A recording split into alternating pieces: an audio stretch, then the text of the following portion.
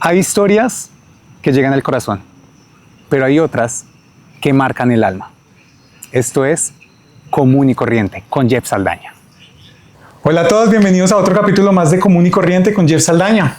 Muchísimas gracias por seguir oyéndonos y por vernos aquí por la plataforma de YouTube. Muchas gracias a todos.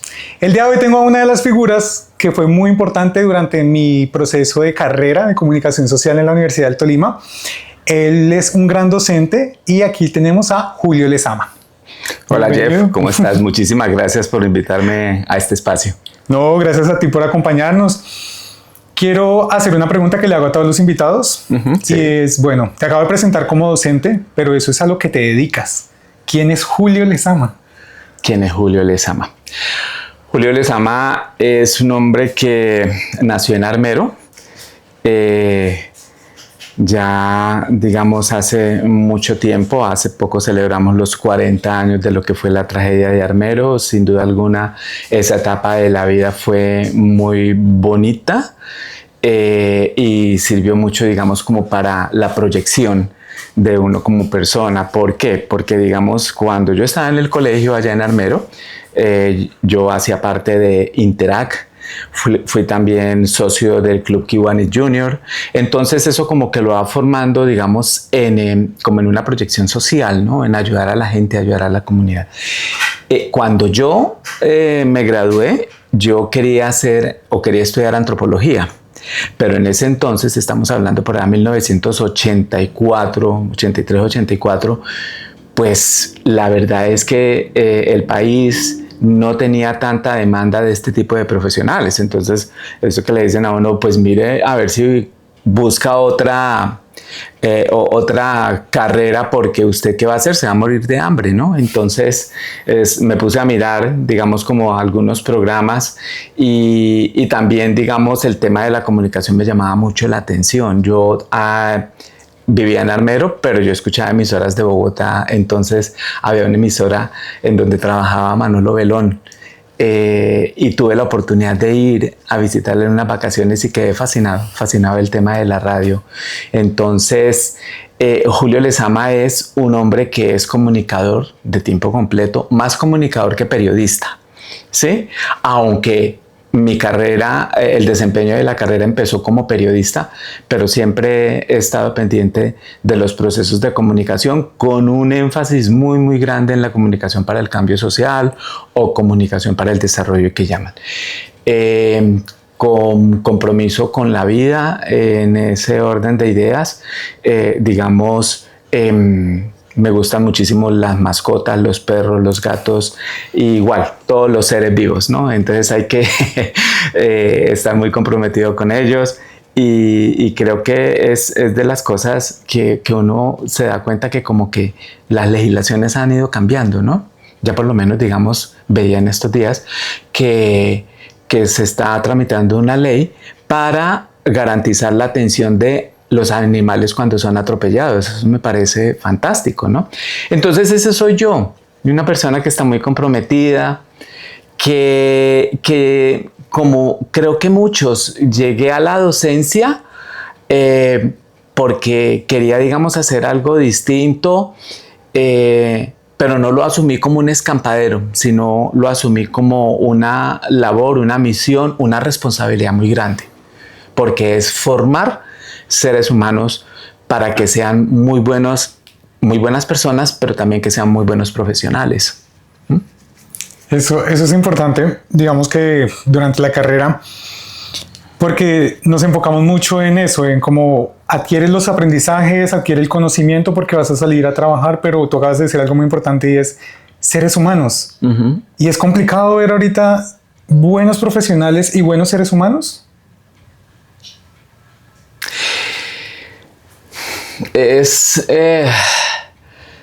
No, realmente yo creo que ahí juega mucho la parte ética, ¿no?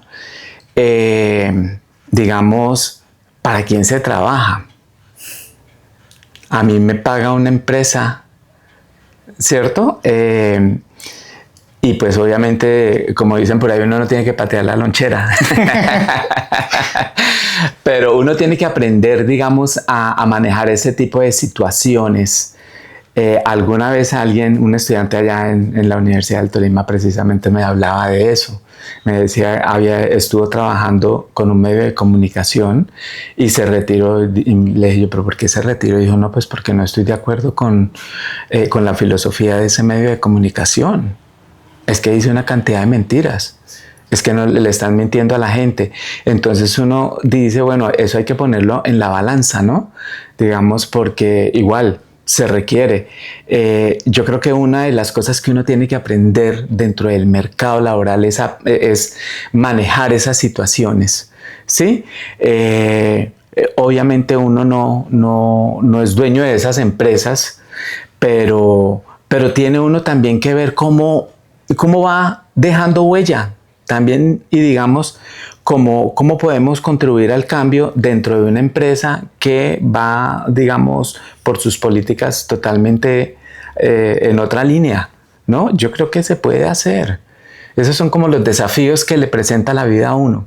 Y esa pregunta es interesante por eso. Yo creo que, digamos, muchas veces entonces uno dice, bueno, ¿y esto que estoy haciendo vale la pena? ¿No vale la pena? ¿Sí? Acá el problema es, y no solamente acá, sino creo que en todas las capitales de provincia, y es que si trabajas o tienes un medio digital o un medio tradicional, dependes de la pauta. Y el problema de la pauta es que la pauta a mí me pone unas condiciones. Usted tiene que hablar de la empresa, o si no, no. ¿Sí?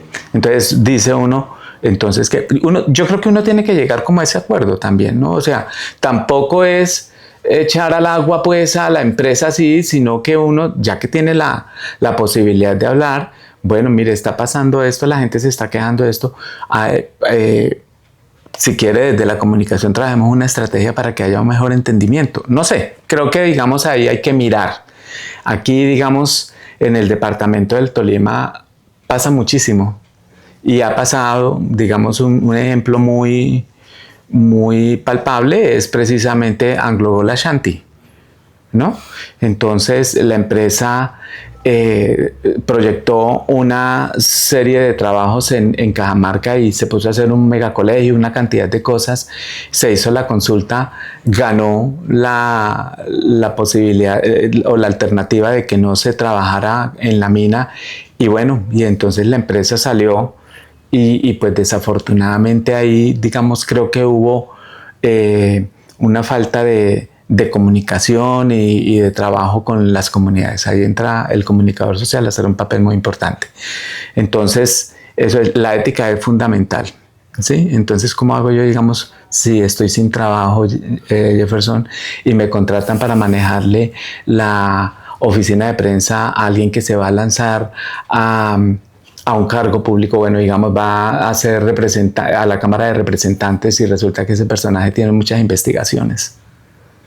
Entonces ahí entra a jugar un papel importante. Entonces yo tengo ya mi hogar y tengo que tomar esa decisión y tengo un niño de 3 años. Entonces, ¿qué? ¿Sí? Esas son cosas fuertes. ¿Sí? Y que no enseña la universidad. Exacto, eso no se ve en ninguna materia. Sí. Sí, porque eso es encontrar un equilibrio entre lo que somos, la ética, lo que yo apoyo y la responsabilidad económica, que ahorita es un factor muy importante en la sociedad porque pues, sí, digamos, dicen que el dinero no da la felicidad, pero pues, ¿cómo vas a ser feliz si no tienes buena salud? Si, como le decías tú ahorita, un niño de 3 años, tu hijo entonces se está aguantando hambre, si de pronto tu mamá necesita medicamentos, es como, es difícil, es difícil. Es complicado, sí. Bueno, sí. Uy, fue un tema muy denso. Quiero preguntar ahora sobre Julio. ¿En qué momento Julio dijo, porque me hablas de comunidades, de territorio, en qué momento Julio dijo, yo quiero hacer esto? Bueno, a ver, sí, lo más curioso es que cuando yo terminé la carrera, yo soy comunicador y quiero trabajar en comunicación. No quiero ser periodista y no quiero hacer periodismo. Y lo curioso fue que las oportunidades, los primeros trabajos que tuve fueron en el periodismo. ¿sí? Entonces, el primero fue en Bogotá, en el diario El Espectador. Luego me vine para aquí porque el clima me dio muy duro, muy duro.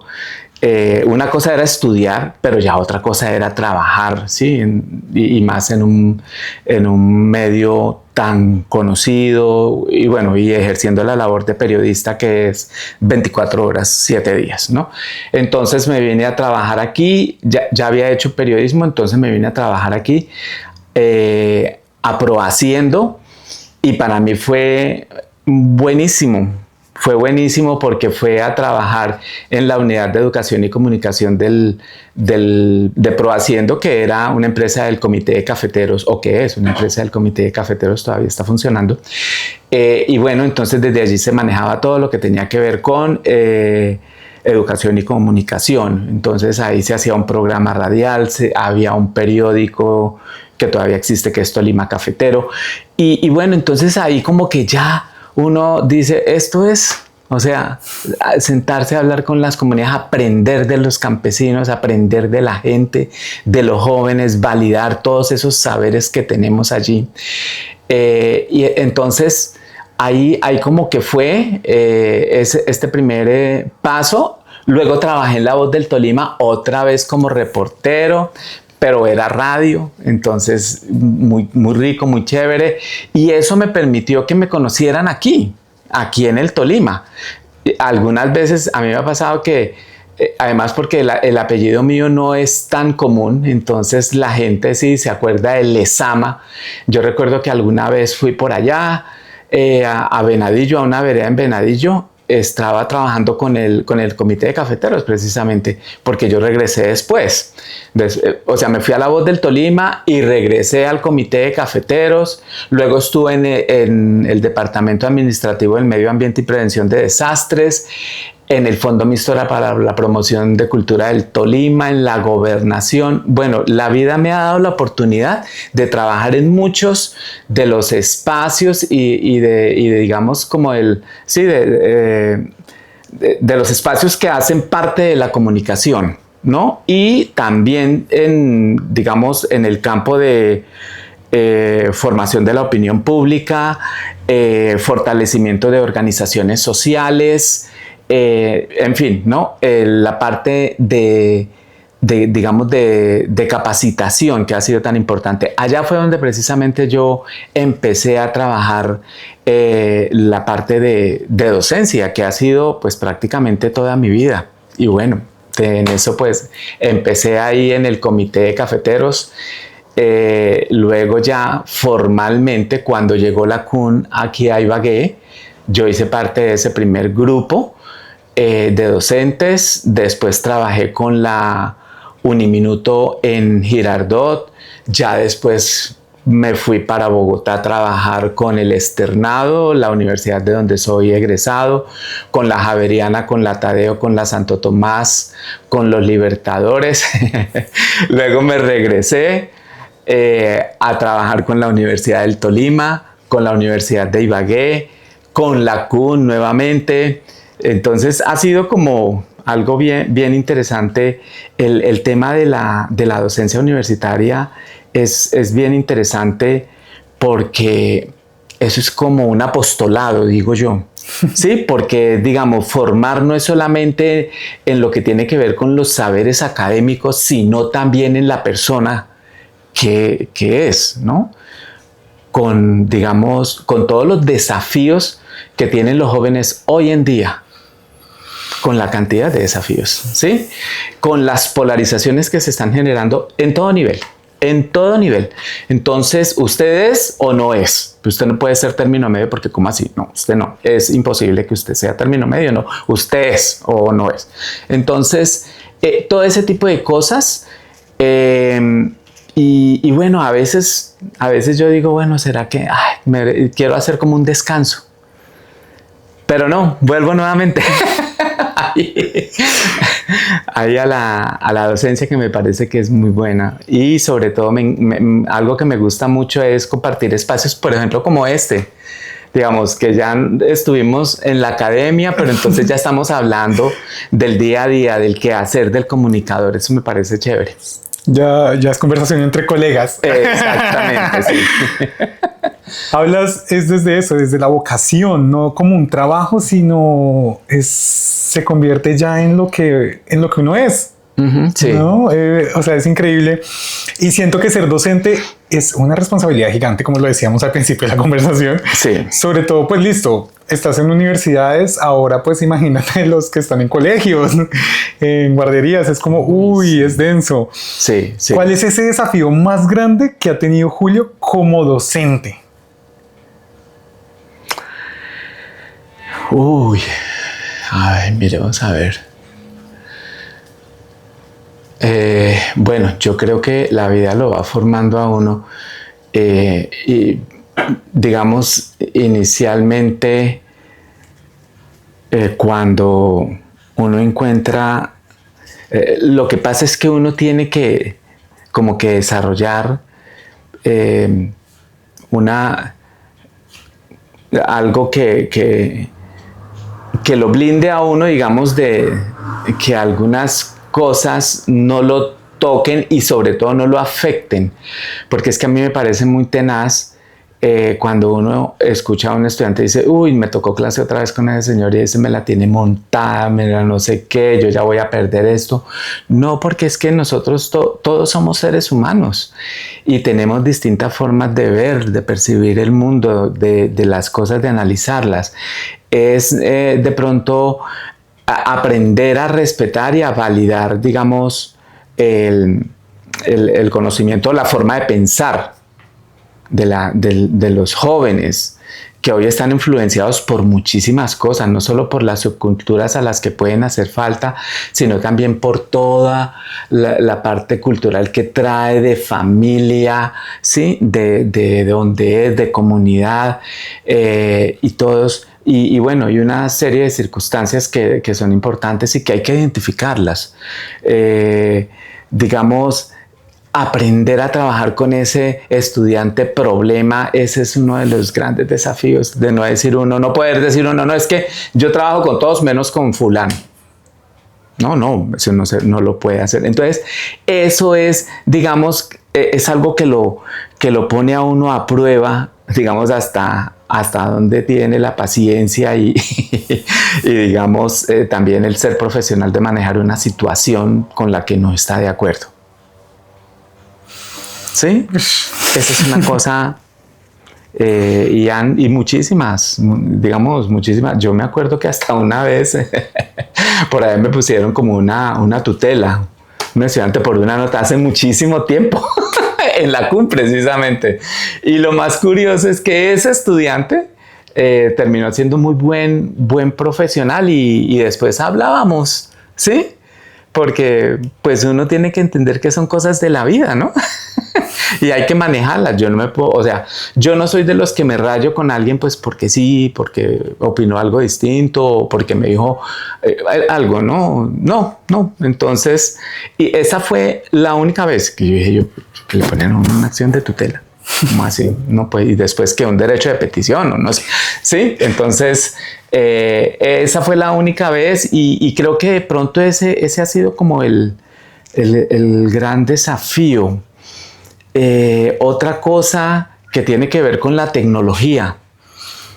Ese es un desafío muy grande para nosotros como docentes, pero también para ustedes como estudiantes, como nuevos profesionales, ¿no? La llegada diaria, el cambio que estamos viendo día a día en cuanto a las tecnologías que está relacionado con medios de comunicación, con redes sociales y eso, es algo que nos pone a nosotros, nos está poniendo a prueba todos los días. Es un desafío gigante. Sí, con la inteligencia artificial, por ejemplo, digamos, hoy en día es mucho más fácil. ¿Y cómo identifica uno, aunque ya existen las fórmulas y nos las compartimos entre docentes, de cómo identificar un texto donde está realmente es una copia de la inteligencia artificial total, ¿no? Entonces, esa es, digamos, también un desafío que tiene que ver con lo académico del trabajo que realizo.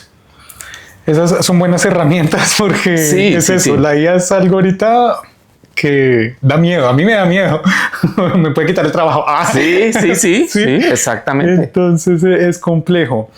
Pero aparte de esas herramientas tecnológicas, ¿cuáles son las herramientas personales de Julio cuando, o sea, pasó en muchas ocasiones con otros docentes en los que pues todo, o sea, ustedes tienen su vida también aparte y es difícil llegar y encontrarse a 20 muchachos en plena adolescencia queriendo hacer y deshacer, y es como, ¿cómo dejo mi vida aparte? ¿Qué herramienta uso yo como docente para decir, listo, estoy mal, pero tengo esta responsabilidad?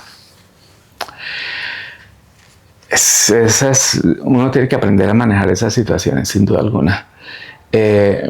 Por todo, no es solamente, digamos, cómo, y pasa en muchas universidades, algunas lo admiten, otras no, la relación, digamos que se crea una relación sentimental entre un docente y una estudiante, en fin, o digamos, sí, va más allá la relación, entonces confunden, porque es mi amigo, entonces no, yo no le presto atención, y eso. Y eso también, digamos, es que algunas personas son muy abiertas en sus redes sociales y entonces eso también entra a ser, digamos, después una situación que es inconveniente. Uno tiene que saber identificar, pero tampoco, digamos, establecer digamos que no, conmigo no puede hablar, digamos, la clase es de 4 a 6 y después de las 6 ya nadie puede hablar, ese tipo de cosas, no. ¿Por qué? Porque precisamente estamos viendo que una de las cosas que tenemos, que también es un desafío a propósito, y desarrollar todos aquellos que estamos trabajando en la docencia o en la formación, es, digamos, aprender a escuchar a la gente e ir más allá de lo que se hace en el aula de clase y en las tareas que se dejan, porque muchas veces o digamos, dedicarle 5 minutos o 10 minutos a una persona puede ser cuestión de vida o muerte, y hay que saberlo manejar. Entonces muchas veces uno ya está, porque tengo una reunión y esto, profesor, necesito hablar con usted, regáleme por favor 5 minutos, se lo pido encarecidamente. Pues ya me demoro un poquito, permítame esto, porque uno no sabe qué pueda pasar, ¿sí? Hoy en día es curioso, porque hoy en día con tantos medios de comunicación, formas de hacerlo y demás, nos estamos comunicando menos. Y de pronto como que estamos hablando mucho y no escuchamos a los otros. Y ese es un problema grandísimo. Sí, ¿por qué cree que sucede eso? Yo creo que, digamos, ya es como del sistema educativo que tenemos. Y ahí entonces sí hay que hacer, digamos, como que unas adecuaciones en donde entran a jugar un papel importante las nuevas tecnologías, las nuevas formas de pensar, las nuevas formas de interactuar que se generan. Sí, hay muchas cosas que sin duda alguna tenemos que cambiar desde la edad, ¿sí? Desde pequeñitos, desde el jardín infantil, y aprender a conocer. Otro desafío que nos plantea esta situación es desarrollar, digamos, como unas estrategias que permitan como capturar al estudiante, al joven, ¿no? Conocer más su entorno, qué es lo que escucha, qué es lo que hace, qué lo motiva, qué lo molesta, ese tipo de cosas. Creo que, y entonces, fíjate que ahí estamos diciendo entonces esa labor de los que, bueno, porque es que hay una cosa, y es que quién educa y quién forma, ¿no? La familia entonces generalmente dice, cuando el niño ya está o la niña ya está con edad de ir al jardín infantil, entonces como que ya no, allá que se entiendan en el colegio o que la universidad y esto, porque yo ya no puedo. Y uno encuentra inclusive padres de familia que le dicen, no, es que yo definitivamente con él ya no puedo. No puedo. Y estamos llegando a unos niveles de violencia intrafamiliar que ya, pues se han dado casos de de atentar contra la vida de los padres, de los hijos, en fin, ese tipo de cosas. Eso es muy, muy complicado, muy doloroso. Y pues hay que mirarlo y tratarlo muy bien de manera profesional, ¿no? Hace parte de la vocación. Hace parte Sí, del... si uno ama lo que hace, pues yo creo que no ve todo de una forma muy reacia, sino más bien lo que dices, es un desafío y hay que atravesarlo. Y pues compartimos, como estudiantes compartimos con los docentes mucho tiempo. Entonces llega un punto en el que de verdad vamos a decir, podemos hablar un momento, porque se convierte ya no solamente esa figura autoritaria durante la academia, sino también ya se convierte parte de la vida de uno, como no tengo con quién hablar, confío en usted, puedo hablar con usted. Siento que el que ama lo que hace, lo va a hacer con todo el amor del mundo, independientemente de lo que pase, de los obstáculos de la vida. Sí, sí, es cierto. Quiero compartirte algo que estuve hablando en una entrevista. Decía que sanar es volver a la raíz, es volver a quien es uno, es conocerse a uno mismo otra vez. ¿Cuáles son las raíces de Julio? Nos contaste que naciste en Armero, nos contaste la importancia ahorita de ya los 40 años. ¿Cuáles son esas raíces que mantienen firme a Julio? Bueno, nosotros somos de una familia que siempre fue muy unida. En Armero nosotros perdimos 24 personas, curiosamente todas ellas de la familia de mi papá, incluyendo a mi padre, que bueno, desapareció, pero pues uno asume, falleció, ¿sí? La familia de mi mamá es una familia boyacense, que llegaron a Armero y allí se instalaron. Siempre fue, digamos, como una familia muy amorosa, ambas, la de mi papá y la de mi mamá, pero obviamente con la de mi mamá pues hemos estado hemos compartido más. Es unida, con distintas formas de pensar, pero respetuosas frente a, digamos, a esas formas de pensar, de actuar, de tradición católica, y creo que eso ha sido fundamental, ¿no? Para mí hablar de Armero todavía sigue siendo muy complicado, muy difícil, porque yo siempre termino llorando.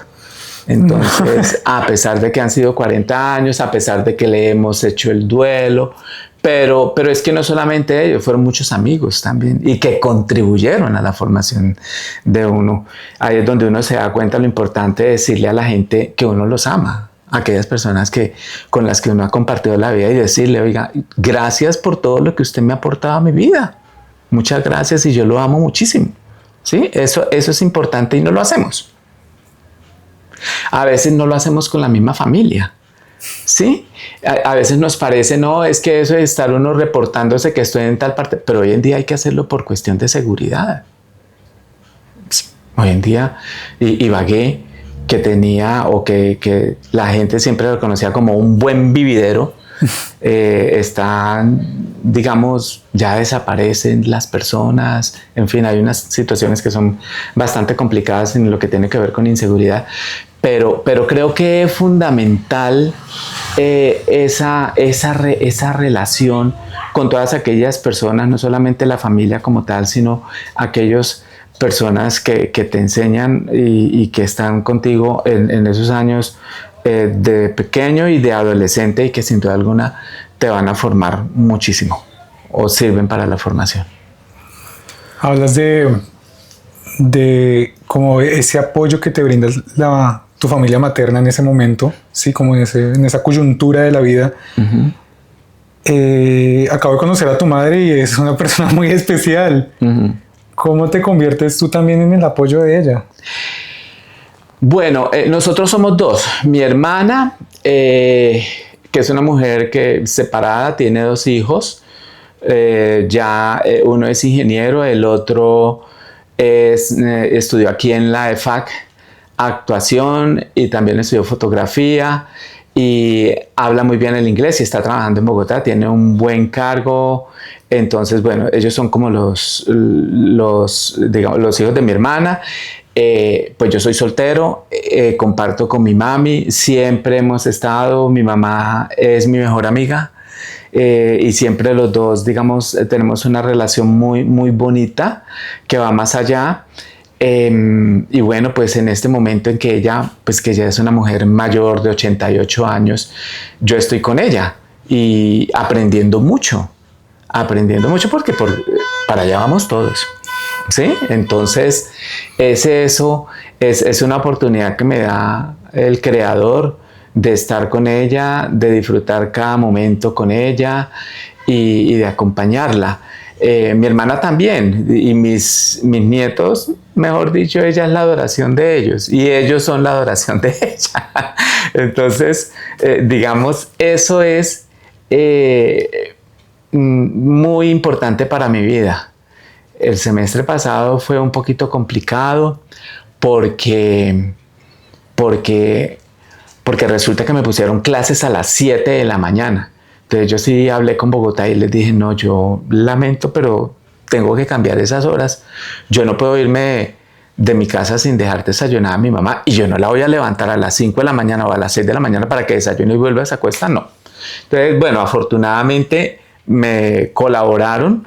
Y bueno, una amiga dijo un día algo que me pareció muy bueno, una muy buena definición de cuál es el papel o la misión nuestra de los hijos frente a los padres, ya cuando, digamos, están en esta etapa de ser adultos mayores.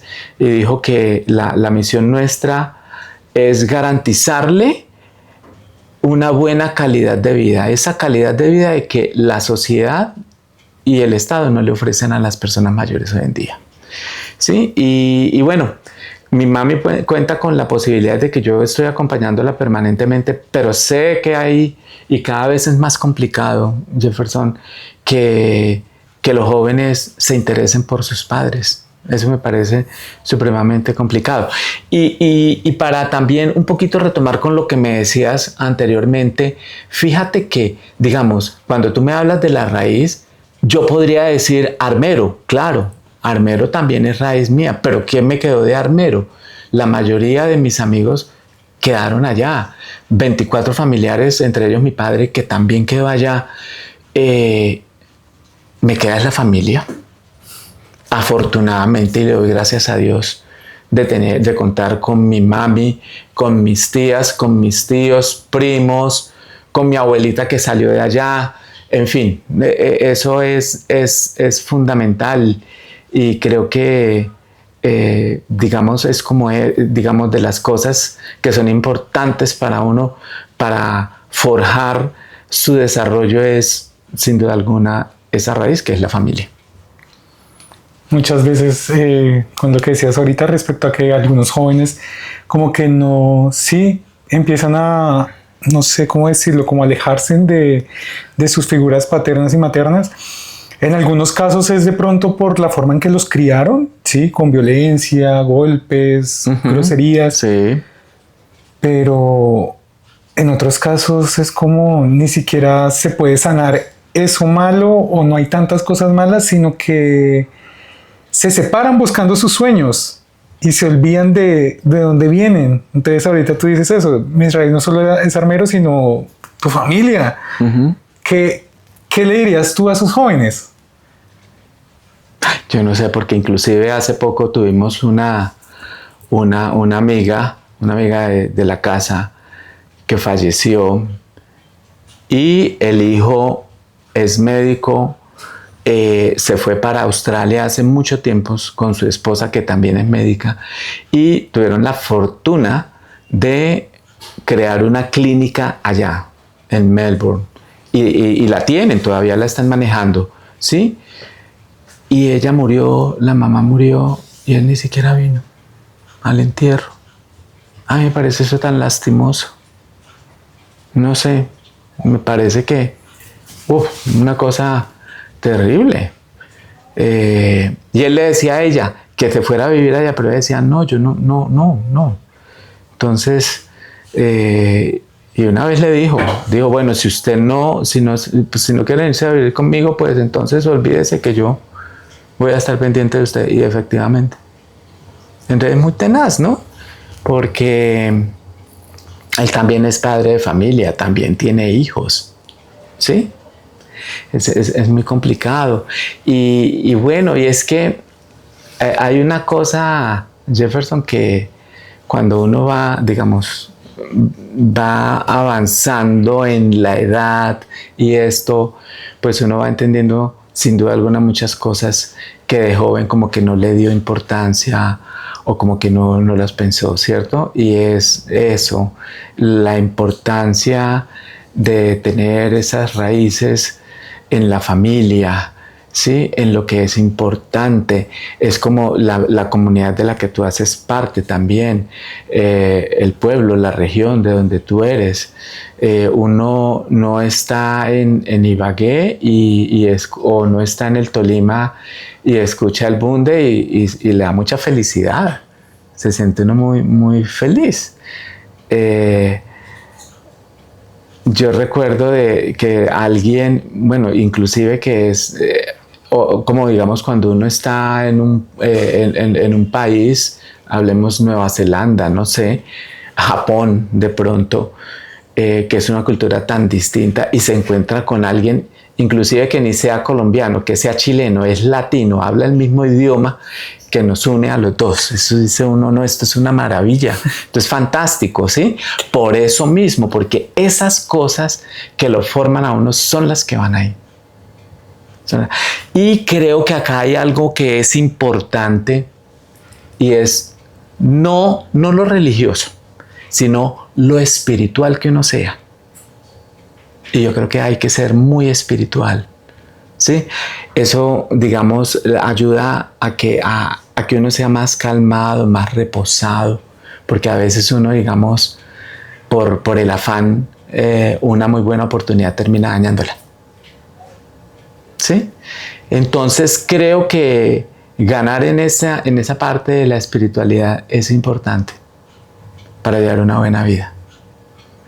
Está comprobado de que muchas emociones están relacionadas con enfermedades, ¿sí? Por ejemplo, algunos tipos de cáncer están relacionados con la rabia, con el odio, ¿sí? La diabetes está relacionada con ausencia del amor propio, de quererse uno mismo. Entonces son ese tipo de cosas que sin duda alguna, claro, si yo por ejemplo digo, o sea, si me sugestiono, digo, ay no, me siento mal, me siento enfermo, me duele la cabeza, termina doliéndome la cabeza. O sea, yo siento que hay un dolor de cabeza, ¿cierto? Entonces, sin duda alguna, si uno es más espiritual, creo que tiene la posibilidad de llevar una mejor vida, ¿no? Y de centrarme en mí, de verme, de tener ese encuentro conmigo mismo, que esa es otra de las cosas que, digamos, las redes sociales o las nuevas tecnologías nos han robado, esos espacios. Tú te pones a ver, tú dices, voy a revisar un poquito el correo y las redes a ver qué tengo. Y cuando te das cuenta llevas 4 o 5 horas en eso, revisando, exactamente. Entonces, ¿qué es? ¿No? Y ahora otra cosa es la labor de esas redes sociales. Mucha gente termina frustrada porque ve que el uno está por allá en la playa, el otro está no sé qué, el otro ya tiene otro posgrado, ¿sí? Y entonces la gente dice, ay, no, miren, esto es como triunfan, y yo no. Pues, hombre, deje tanto de estar mirando tanto en las redes sociales y póngase a pensar, digamos, sí, positivamente, bueno, vamos a lograr esto, vamos a mirar, ¿qué es esto? ¿Qué hacemos? La comparación, el daño de la comparación. Y sí, digamos, las redes sociales nos están sobresaturando actualmente, y en términos de bienestar psicológico y emocional es dañino. Entonces, quiero lanzarte otra pregunta densa. ¿Tú consideras que la salud mental es un privilegio? ¿Privilegio?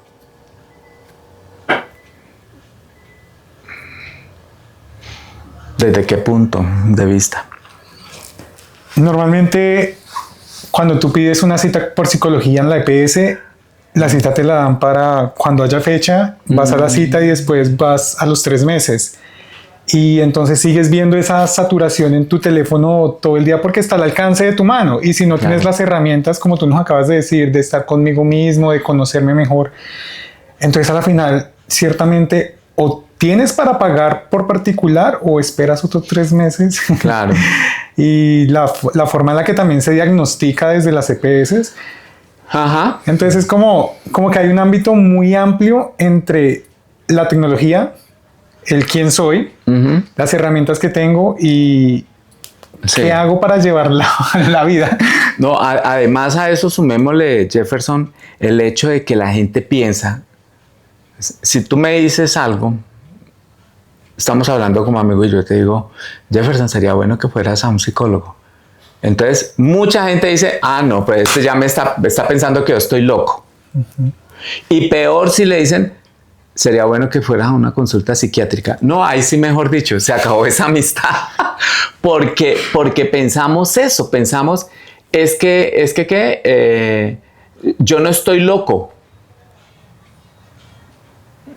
Pero hay algo, digamos, esto es algo fascinante, pero también hay que mirarlo, porque si el cerebro no lo pongo yo a funcionar bien, hace y me puede ocasionar muchísimos daños.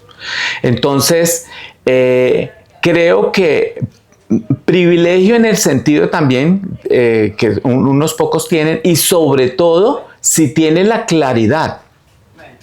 Si tiene la claridad de eso, digamos, de que a mí me puede pasar algo y que me puede afectar mi salud mental. ¿Sí? Eso lo tiene que tener uno claro. Y no, digamos, y más si, digamos, hay antecedentes en la familia de personas que hayan tenido problemas.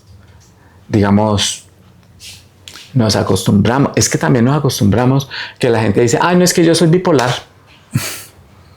¿Sí? Entonces, como que minimizamos una situación de la que hay que mirar digamos, esa condición que tiene, que le está afectando.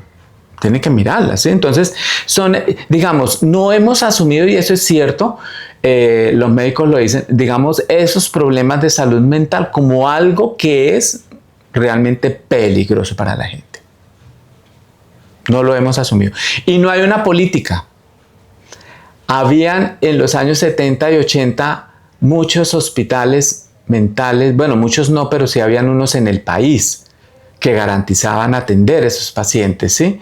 Lo que pasa es que algunas personas dicen, no, es que si usted empieza un tratamiento psiquiátrico, entonces a usted lo van a medicar y con esa medicación que le den, difícilmente usted va a poder salir o superarse, digamos, si a usted le toca de ahí en adelante tomar esas pastas. Entonces, hay que buscar mayor información realmente, ¿sí? Y digamos, y ver, nos puede pasar una situación por distintas circunstancias, por el desempleo, porque no me comunico bien con mi familia, por el uso de psicoactivos, en fin, todo ese tipo de cosas que me pueden afectar mi salud mental. Es fundamental tener una buena salud mental. La gente piensa que no, pero sí, es fundamental. Y curiosamente son más comunes esos casos de salud, de afectaciones a la salud mental, son muy comunes más que lo que nosotros pensamos.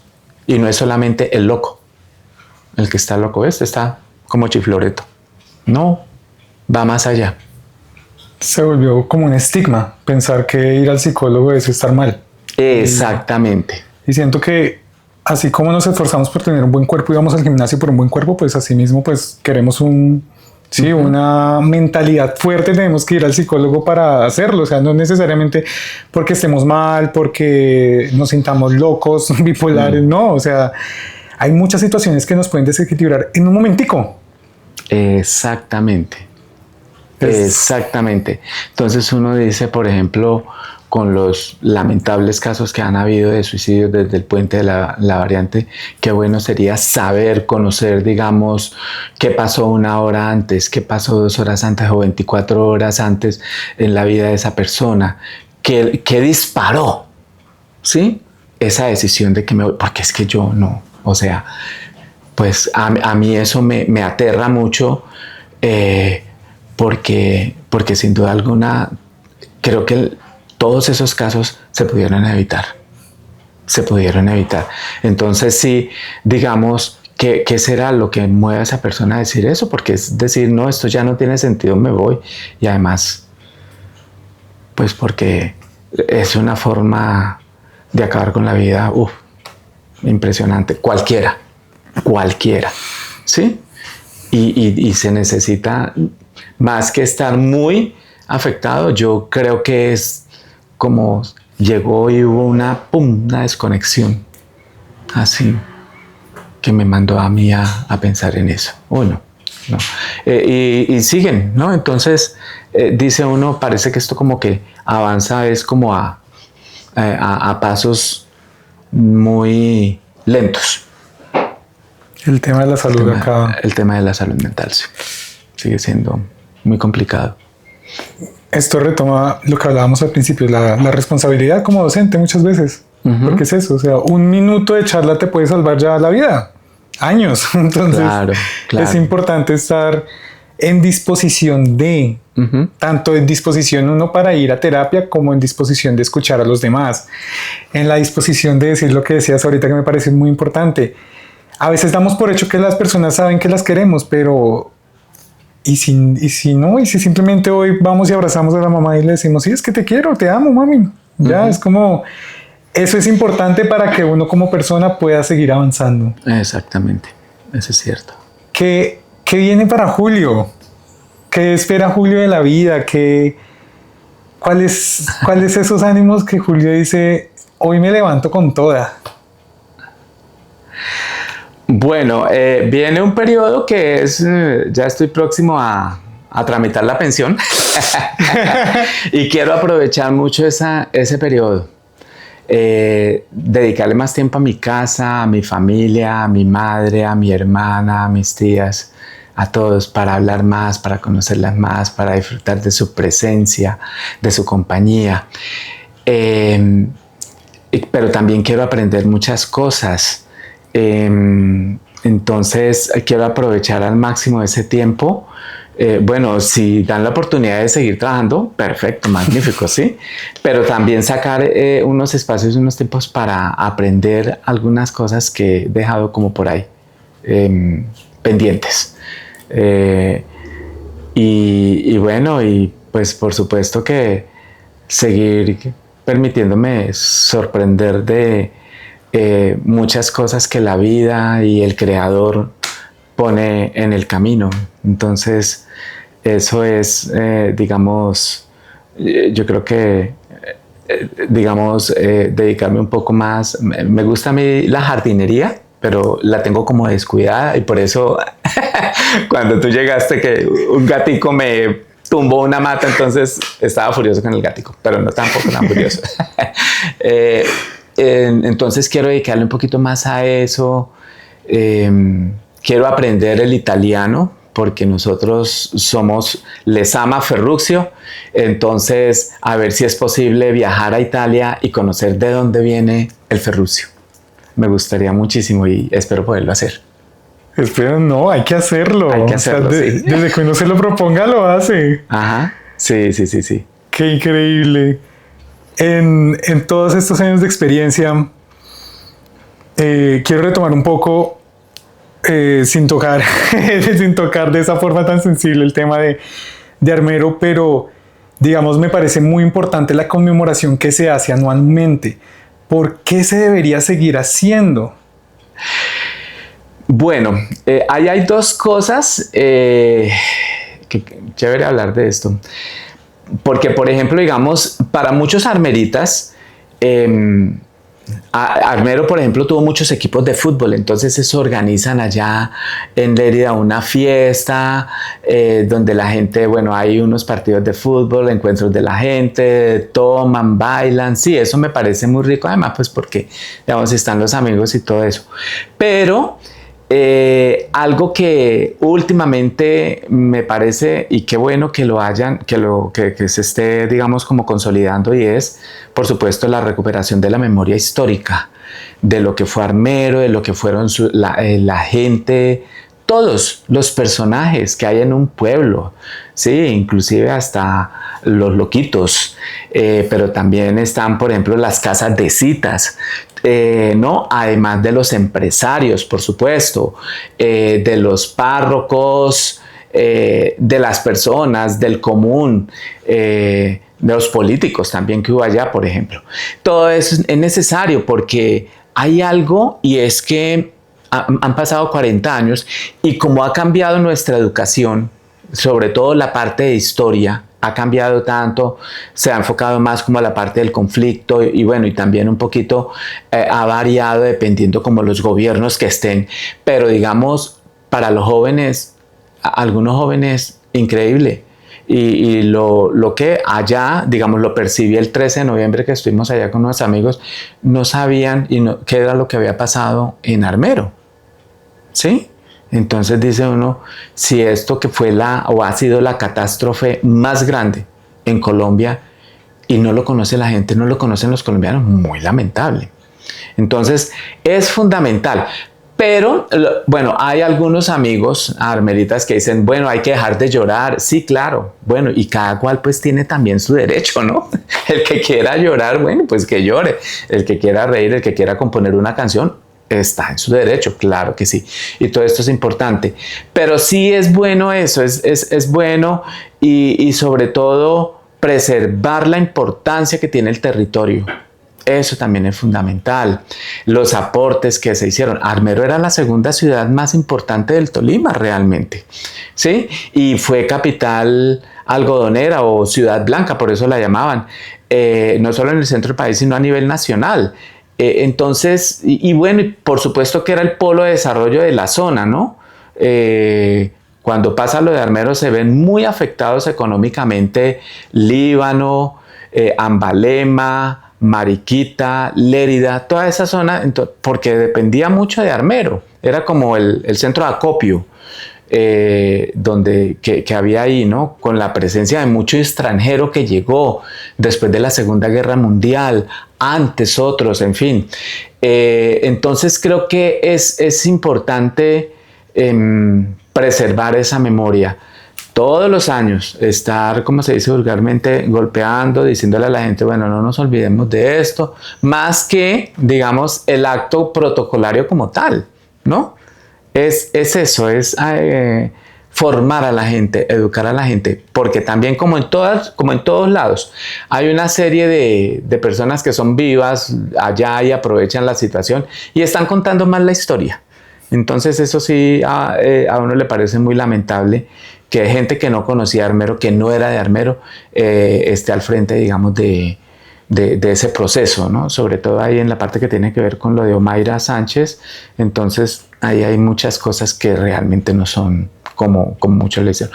Me gustó mucho, por supuesto, los especiales que hicieron los noticieros para los 40 años. Me pareció que fueron buenos en ese sentido y que permitieron escuchar muchas voces de armeritas. ¿Cuál es el mensaje de todo esto que sucedió en Armero que sale de la voz de Julio Lezama? Ay, el mensaje, eso es... Pues es que hay que... No, pues aprender tanto,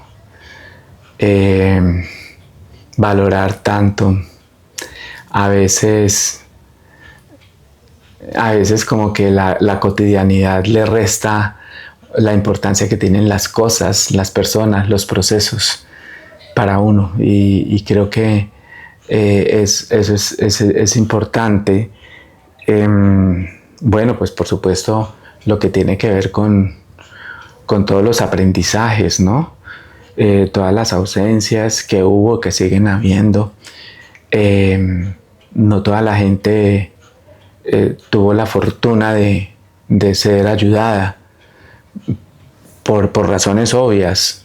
Recuerdo que una amiga eran el papá, la mamá y eran 5 personas. Ella tenía 4 hermanos, se quedó ella sola. Y ella, pues, ¿qué decía? Que ella no quería vivir, pues porque no tenía a sus hermanos, ¿verdad?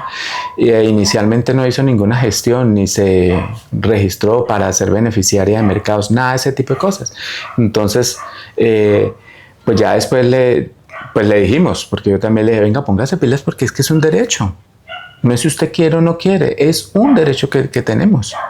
Nosotros somos víctimas, fuimos víctimas de un gobierno negligente, ¿sí? Entonces hay que seguir reclamando porque andamos en esas a propósito, como víctimas mirando porque es que el daño que nos hicieron fue muy grande. Y sobre todo que para acabar de completar todas las ayudas que dieron, las dilapidaron y se las robaron. Y nos dieron las migajas. Iba uno que a la Cruz Roja, que mire que van a dar ropa usada, vieja, sucia, y había llegado ropa nueva de Europa, entonces eran para otras personas. ¿Sí? Entonces fueron una cantidad de aprendizajes y bueno, y digamos, volvemos a lo que hablábamos antes, la importancia de la familia, la importancia de mi comunidad, de mi barrio, de mi parche, de esas personas que me contribuyen día a día a ser el ser humano que soy, a formarme como tal. Sí, uno quería ser cuando pequeñito bombero, pero ya después no quería ser bombero, sino estrella de rock. Y terminó siendo veterinario. ¿Sí? Entonces, y todos esos cambios, en todos esos momentos, hubo unas personas que estuvieron ahí. Unas personas, unas situaciones, unas instituciones que ahí estuvieron. Y que sumaron para ser quien soy, finalmente, ¿no? ¿Cómo sale Julio con esa berraquera con la que hablas hoy? O sea, ¿cómo sale en ese momento en el que ocurrió eso? Y tiene que ser un proceso de mucho tiempo, claramente. Sí, claro. Adaptarse, llevar el duelo y ¿qué mantuvo de verdad a Julio fuerte? ¿Qué le permitió a Julio salir de ahí? O sea, ahí hay algo que es indudable y es, por ejemplo, mi señora madre. Mi mamá que asumió su papel de madre y de ser mamá y papá. Pero además, mi Dios nos dio la fortuna de que ella pudo seguir trabajando. Porque ella trabajaba en una empresa agropecuaria, pero que no está en Armero, sino que está en la sierra. O sea que no se afectó. Y que el jefe también se salvó. Entonces, aquí logró. Porque si no, pues imagínate uno sin trabajo, sin nada, ¿para dónde coge? ¿Qué vamos a hacer? Entonces estaba mi madre. Hubo muchas personas, la universidad, por ejemplo, sin duda alguna, porque uno piensa, no, yo me voy a poner a trabajar porque mi mamá, lo que necesitamos en ese momento es, no, señor, usted tiene que seguir estudiando. Aquí le garantizamos, le ofrecemos sí, las condiciones, lo que necesite y bueno, encontrar, digamos, que uno no está solo en esos procesos, sino que hay tanta gente interesada en ayudar, en salir adelante, en que uno salga adelante. Eso lo motiva a uno mucho. Y creo que eso no solamente me pasa a mí, pasa a todas las personas. Tú vas sumando por la vida, vas conociendo en tu papel de comunicador, en tu papel de actor, en tu papel de ser humano. Todos los días vas conociendo. Y yo por eso les digo a mis estudiantes eso. Digamos, estén pendientes. Cuando estén haciendo algo, háganlo bien. Porque ustedes no saben quién los está viendo. Entonces hay alguien en un evento y se da cuenta de que alguien es muy colaborador, muy trabajador, mientras que hay otro por ahí tomando gaseosa, hablando por celular y se vean aquí perdiendo el tiempo y miren aquí cómo se mueve. Eso me llama la atención. ¿Sí? Entonces, es eso, ¿no? Ahí vamos y pues tocaba. Mi madre ya había asumido ese papel de ser mamá y de ser papá, entonces había que corresponder, ¿cierto? Existía la posibilidad de seguir estudiando sin tener un peso. La misión francesa nos ayudó muchísimo a nivel personal, porque por ejemplo yo llegué, en ese entonces estaba en segundo semestre y llegaba a tercero y ya tenía entonces clase de fotografía y tenía que tener cámara. ¿Y de dónde?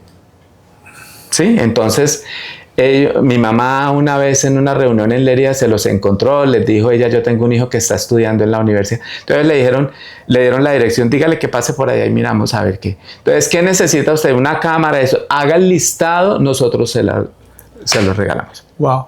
Entonces dice uno, no, pues esto es una maravilla. Uno tiene que corresponder a todas esas personas, a todas esas instituciones que están. Uno no está solo en la vida. Lo que pasa es que a veces dice uno eso, ay, no, es que no, el otro, ¿cómo no? Nada, pero entonces mire a ver, ¿qué estoy haciendo yo? ¿Sí? Soy un buen comunicador, me estoy comunicando bien, como le llego a la gente, como miren la lectura que hacen de mí. Es eso, ¿no? Nosotros no somos Santo Domingo para decir yo tengo este medio, estoy feliz y dichoso, ya. No. Nosotros nos toca ir, golpear y ganarnos el espacio y mirar y aprender. Aprender. Eso sí que es importante. Aprender a ser un buen periodista.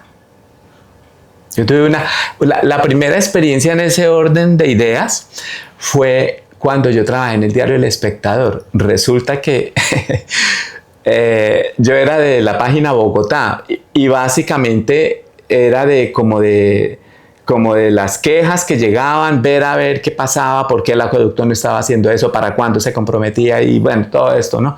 Entonces me dijeron una vez, estaban en la Feria Internacional de Bogotá, pues, que es un evento grandísimo que se hace cada 2 años. Entonces me dijeron, Julio, vaya, ¿a qué va a ser el domingo? Entonces yo le dije, no, pues nada, voy a estar en la casa. ¿Quiere ir a la feria? Le dije yo, no, pues rico. Mire, aquí le damos este pase, pero con una condición, hace un artículo de la feria. Y me fui, yo me fui como espectador, ¿sí? Y yo vi todo carísimo, los almuerzos supremamente costosos, nada así bueno. O sea, como que motivara, digamos, esto, un plan de familia, pues digamos de familia sí, porque, pero era costosísimo. Estaba hamburguesas, el Corral, Presto, todo eso, pero no, y no había como la participación de la gente. Entonces, alguien se dio cuenta de que estaba el periodista del Espectador. Yo estaba trabajando con el Espectador, entonces me llamaron del stand de Japón. Y ahí estaba a cargo de esa Doris Morera de Castro, que es tolimense y es una relacionista pública y comunicadora muy buena. En ese entonces era sumamente reconocida. Entonces, ay, tú eres del Espectador, que no, que mira, que entonces de Sony me dieron un maletincito bonito de Sony y no sé qué más cosas y unos CDs, unas cositas, sí, como chéveres. Entonces dije yo y me dijeron, Julio, ¿y va a escribir? Yo le dije, sí, pero le dije yo, no, eso es muy costoso. Eso es muy no sé qué. Le dije yo, no, a mí me parece que no, es un artículo crítico. No, porque pues ellos están pautando con nosotros. Le digo, entonces, ¿qué hago? ¿Decir mentiras o qué? Porque yo realmente que haya visto así cosas como interesantes, no. Digo, pues, le toca mirar, pero no podemos. Le dieron unos regalitos. Y, no, pues si es por el maletincito, yo lo dejo. Pues, dije, hasta ahí eso. Entonces, dije yo, no, listo, ya sé por dónde.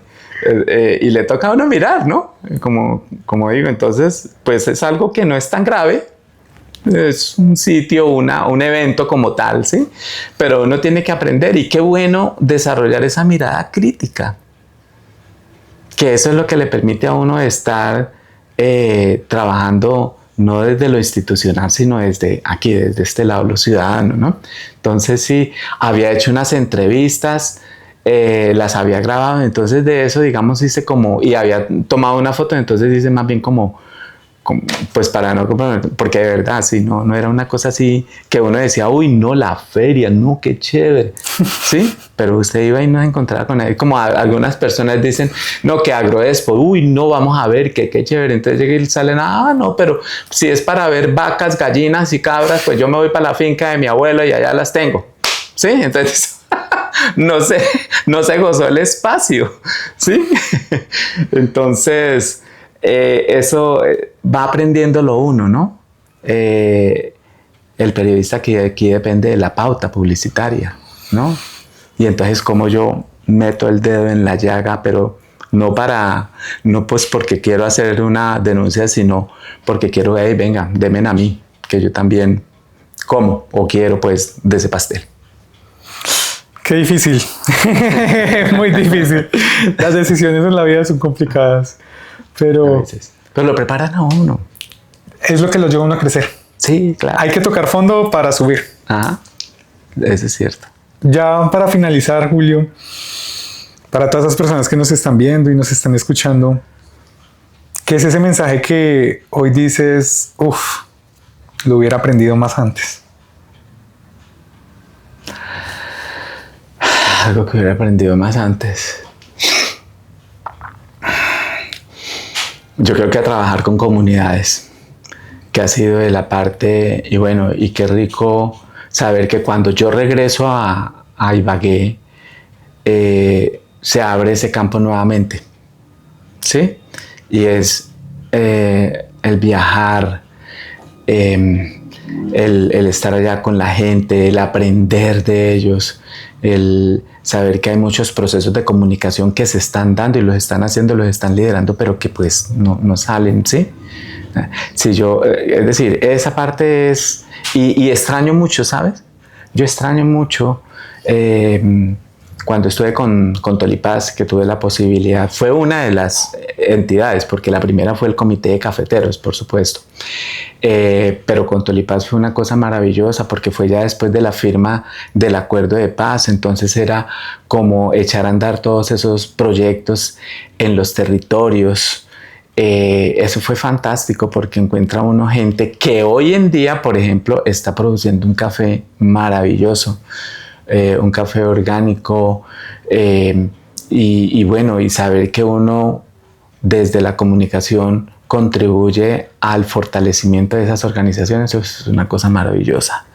Entonces, sí, digamos, qué rico desde el principio. En ese entonces, cuando yo estudié en el externado, eso que hoy conocemos como comunicación para el cambio social o comunicación para el desarrollo, era conocido como educación no formal, ¿sí? Como educación no formal. Y básicamente yo recuerdo que nos llevaban al barrio La Victoria, por allá a la salida para Villavicencio en ese entonces, y entonces era conocer los procesos de formación ciudadana que venía liderando el SENA, ¿sí? Ya después surgen, digamos, otras instituciones que empiezan a trabajar y empieza a cambiar. Es algo que va cambiando hoy en día. Digamos, no dicen comunicación para el cambio social, sino comunicación y cambio social, ¿no? Entonces es como seguir pensando ese campo de la comunicación. Si yo hubiera trabajado más ese tema de comunicación para el desarrollo o con comunidades y demás, hubiera sido maravilloso, sería maravilloso. Aunque todo ha sido muy bueno, realmente todo ha sido muy bueno, no me puedo quejar. Todo llegó cuando tenía que llegar. Exactamente, eso es lo importante. Sí. Julio, muchas gracias. Jeff, muchísimas gracias por tenerme aquí, por permitirme compartir estas ideas en tu espacio. Qué rico, de verdad que sí. No, esperemos que lleguen a muchas personas y una charla muy grata. De verdad, gracias, porque en cada experiencia aprende uno algo que lo hace seguir queriendo más. Más, dar otro pasito. Y hoy con Julio hemos aprendido la importancia de muchas cosas, especialmente de la familia. Muchas gracias, Jeff. Qué rico. Gracias, y gracias a todos por escucharnos nuevamente, así que nos vemos en el próximo episodio.